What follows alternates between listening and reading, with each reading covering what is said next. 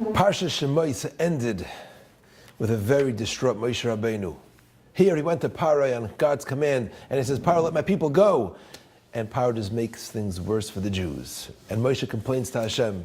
And Parshat Vaeira opens up. And Hashem tells Moshe, go to the Bnei Yisrael and tell them that Hoitzeisi Eschem, I'm going to take you out, V'itzalti Eschem, V'lakachti Eschem, V'heveisi Eschem ala Oretz. I'm going to redeem you.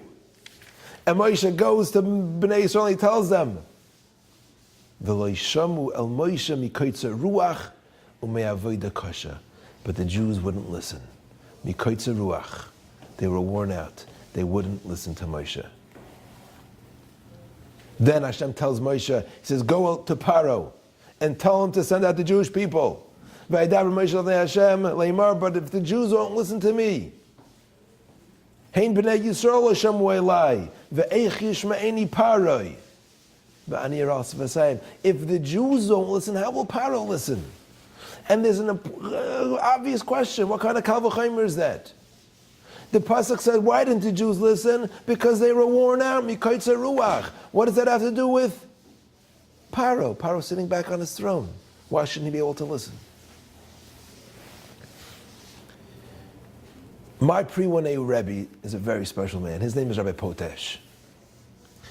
Dynamic, terrific pre-1A Rebbe.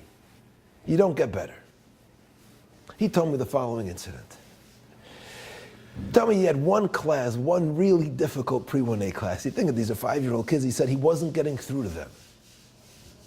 And he was frustrated. One day, Motzei Shabbos, he went to a shir from Ephraim Waxman. And this is what he said.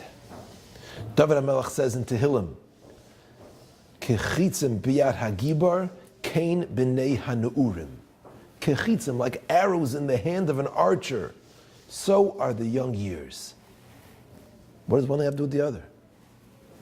Rabbi Waxman explained, he said, a child, you give him an education. When he's home, he's a little kid, whatever you pump him up with, whatever you feed him, whatever direction you set him on, that's the direction he's going to go.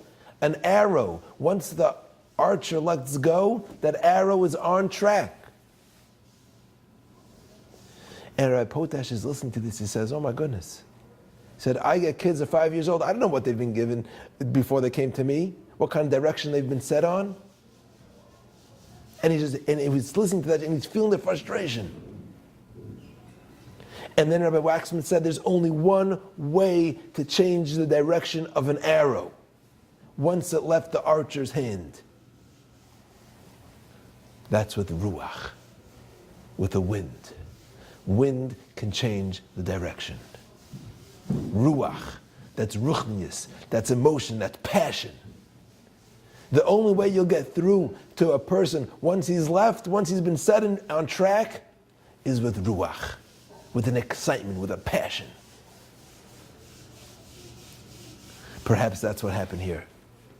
When it says in the pasuk, "V'lo yishamu el Moshe mikoitza ruach," perhaps it's not talking about Klal Yisrael's koitza ruach, that they were worn out.